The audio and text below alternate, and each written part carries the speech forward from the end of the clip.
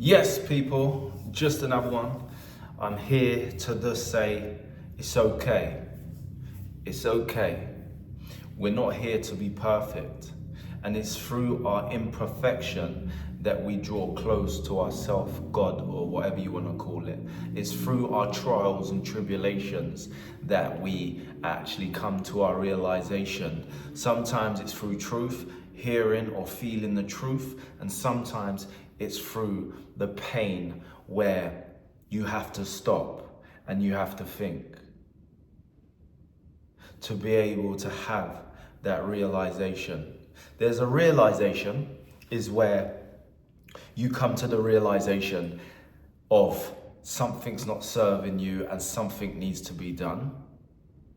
And then there's the actualization is where you go through certain experiences of life, and those experiences can be very painful and soul painful. Dark night of the soul pain. So it's a different kind of pain. It's not physical. It's like emotional. It's spiritual, where your whole soul, your mind, will, and emotion is literally going through an experience and you're in despair and there's no other way to go apart from seeking the truth, the light to set us free. Are you with me? So the moral of the story, this video is to just say, you may have fallen short already with what intentions you had for the new year.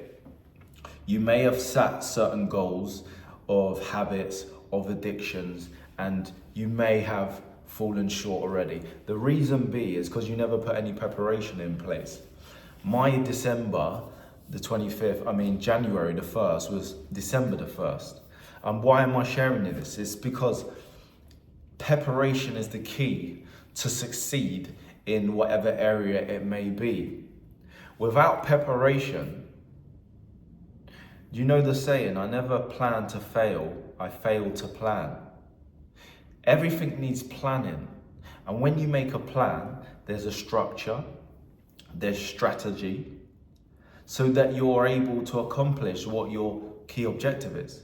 But if you just go into something blind, what's gonna happen? It's like going into a boxing match without training, even though it looked like that, with regards to Tate and the YouTuber, whatever his name is, Jake, with Joshua. It looked like that, even though they had trained, but it was just a different league. But that's what it's like going into January. High expectations of habits and breaking addictions. It's like jumping in the ring with Joshua because you haven't planned, you haven't got a strategy. And possibly this is something that it's been the last few years or even multiple years. But the enemy within is battering you over it. And I'm here to tell you it's okay. It is okay. Don't let the enemy in there terrorize you psychologically to say, see, look, you said that, you're weak, you're never gonna do it. This is you for the rest of your life, because it isn't. Do you know how many times I failed to get to where I am here? And it's not where I am here, it's not like rich, millionaire or anything. I'm talking about my inner, where I am here, internally, vibrationally, the relationship that I have with God, the Lord, that I managed to discover through the strong winds and sins of life. But if it didn't get so dark, I wouldn't have drawn near. If it didn't become hard, I wouldn't have drawn near. So sometimes it's your hardships in life that you come to your senses. But then the $1 million question is, what are you going to do about it? Are you just gonna give up, chuck the towel in, and think this alcohol's got me, this drug's got me, this relationship's got me, the gambling's got me, the pornography's got me, the sex has got me, whatever it may be. I'm just asking you. It's an addiction. What is an addiction? An addiction is where you are addicted to an activity that's creating chemicals within inside you, and your mind, will, and emotion needs or thinks it needs it to function or to feel good or to perform. So it's a chemical release within inside your body that makes you feel good or gives you the confidence to perform a certain way. I see it. I see people that I speak to soberly, very reserved and very closed, reserved. You speak to the same person after they've had a couple of drinks and they're like me, sober. What is that? It's possibly someone may have been suppressed as a child, parenting, not being able to express themselves, A, B, and C. So they're very reserved, they're an introvert. So now, when they have a drink, their real character comes out. They're able to have a conversation and relax because their vagus nerve is relaxed. They're not in a fight and flight and survival mode anymore. Now, I'm not even gonna get the pen out. Let's just explore. So when it comes to these addictions, so the addiction of that person that drinks the alcohol because it gives them confidence to speak and express themselves, to be the person that they would like to be, it's not that the alcohol, it's the confidence it gives, but the history of that goes back to the experience that affected the vagus nerve. Using the example for myself, I was in survival throughout me growing up on the streets. I was in survival mode, so my only way was to survive, was to be hard and not to take it from anyone.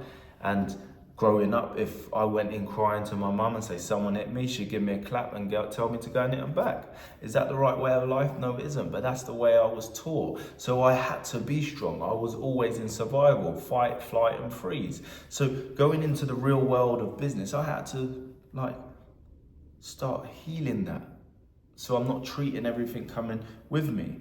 And then there's that stimulation from drugs, the stimulation of the fight and flight. So I would take the drug because it would then give me superpowers, whether it's stimulants, cocaine, whatever it is. So then I'd think I'm powerful because it was part of my survival mechanism. But that goes back to when I was young and I was in a different environment and I had to survive. But I don't need to survive now. I don't need to be in the fight and flight because it's okay. It's safe. So there's a different example of what I just explained with the guy with the alcohol. There could be the addiction to the gambling, the roulette. That person doesn't value themselves. So when they get the capital, they give it away because they don't want it. But then they get addicted to the chemical release whilst they're on the roulette because they win, oh yeah, and then they lose, and then we know it's gonna go down the rabbit hole. You're not gonna win because it's not programmed to win. So then one gets addicted to the chase where they're putting all the money in, but that's because one never valued. That's just a few examples anyway, to habits and addictions. Habits and addictions don't just come overnight. Sometimes they're installed through years, from whether it's teenage years, whether it was as peers. You left school, started work, Christmas do, sniffing cocaine. You start sniffing cocaine from 21 and then you've been doing it for the last 21 years. What was it? Was it peer pressure? And the drink, can you be that character? It's not really you. So then all of a sudden the character gets built, and this character, everyone feeds on that character because you act like a clown or act hard, but really that character isn't really you. So now you've created a beast, and now you go along your life playing this character that's not even you.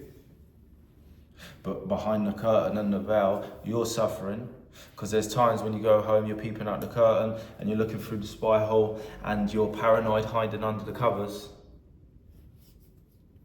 Because you're paranoid, or in the hotel room with prostitutes. People are trying to get hold of you, they can't get hold of you, they're worried.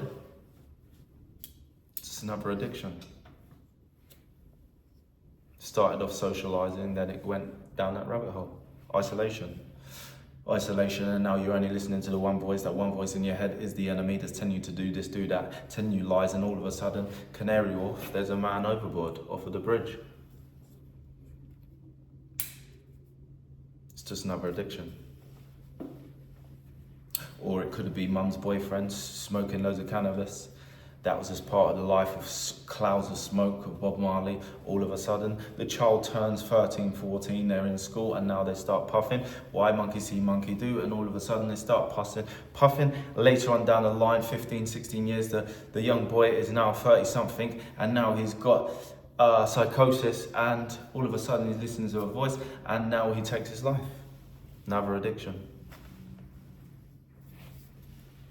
Or it could be there was a void.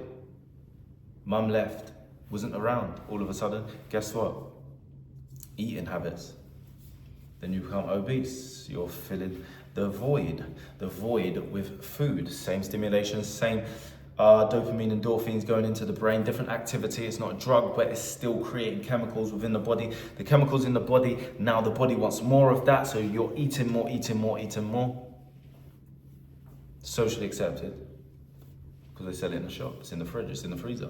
But yeah, it's a problem and it's destroying one's soul, mind, will and emotion, because you just keep eating, sitting in front of the TV, binge eating. Another addiction.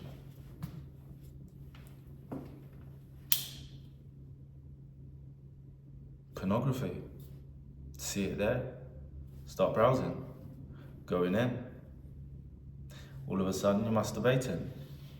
And then all of a sudden, the chemicals release within the brain, endorphins, and then you're releasing that power, what am I doing? And then all of a sudden, but you keep doing it anyway. And now it starts getting a little bit more freaky, and all of a sudden, certain behaviors are getting out of hand.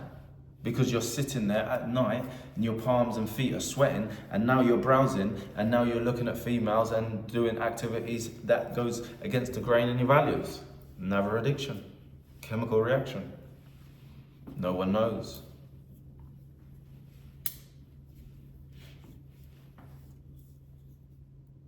Or is it work? Finances.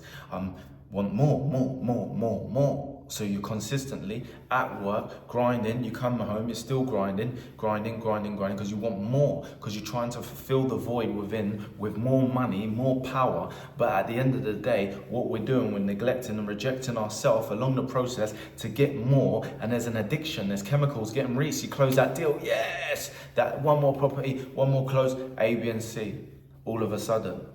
But you're going further and further away from yourself. Yes, you're building some financial security for family, but family maybe just want just that cuddle, just you there.